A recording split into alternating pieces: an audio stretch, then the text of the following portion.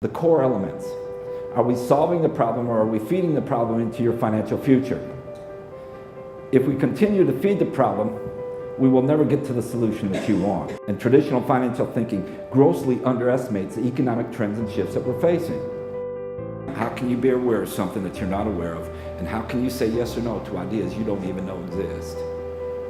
Many times in traditional thinking, the problems you're facing has some solutions, but the solutions they're offering you also contain the problems that you're trying to avoid.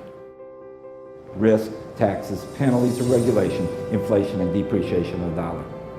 Traditional thinking comes along and says, well, you know what? We can help you solve some of these problems. All you need is a balanced portfolio, some retirement programs, some investments, maybe it's a bank product, maybe a CD.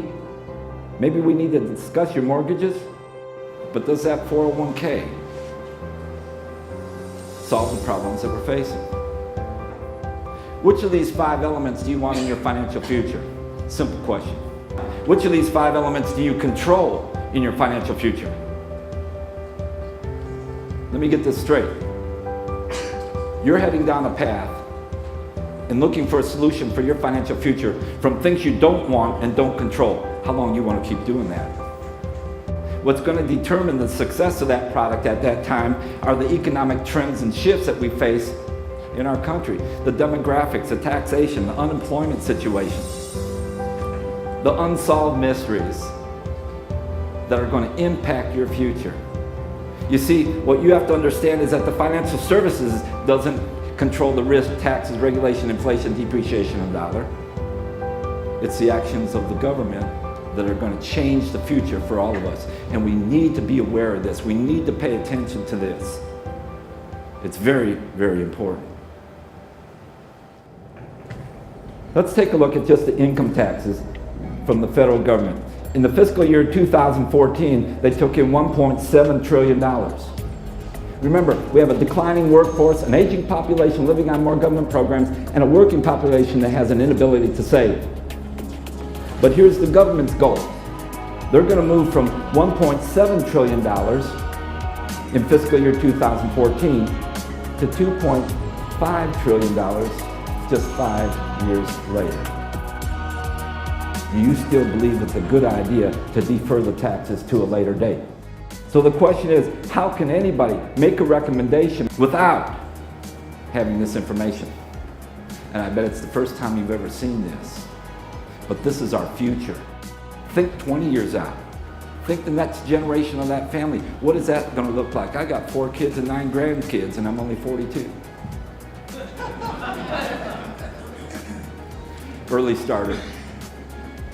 We have to understand the challenges that we're facing. And we have to teach how to think instead of what to think.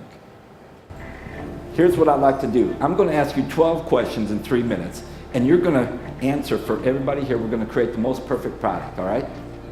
The first set of questions is this. Perfect product that you want. Do you want a lot of risk involved? No. There we go. Would you like some guarantees on that finally? Yes. Would you want a lot of penalties on this product, the most perfect product, against yourself because you didn't trust yourself? No. Would you like to get to your money when you needed it? Absolutely. There you go, that's right. Would you want to protect it from creditors and unemployed attorneys? Yes. Okay. How about this? Would you want to create the most amount of wealth using the least amount of money? Yes. Next set of questions. Would you like your money to grow tax deferred? Go ahead, you can say yes. Depends. Depends. That's a great answer. Would you want your money to be free upon distribution, tax-free? Yes. Okay. How about this one? In this most perfect investment, would you want to use that most perfect investment for other things you want to do in your life today? Yes. Well, last set of questions. She's doing great, I tell you.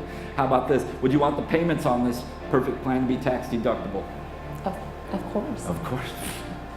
Why not? If you became injured or ill, would you want somebody else to make the deposits on your behalf because you were out of work?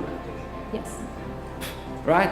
If you died from that accident, that illness, or that gunshot wound, would you want to leave the money to your family or to your boyfriend or to your heirs, to all of them, tax-free? Yes. If we continue to feed the problem, we will never get to the solution that you want. If I can get you 95% of what you want in the next 20 minutes, is that the discussion you want to have? We can have a discussion that's right for you and the solution that you're looking for.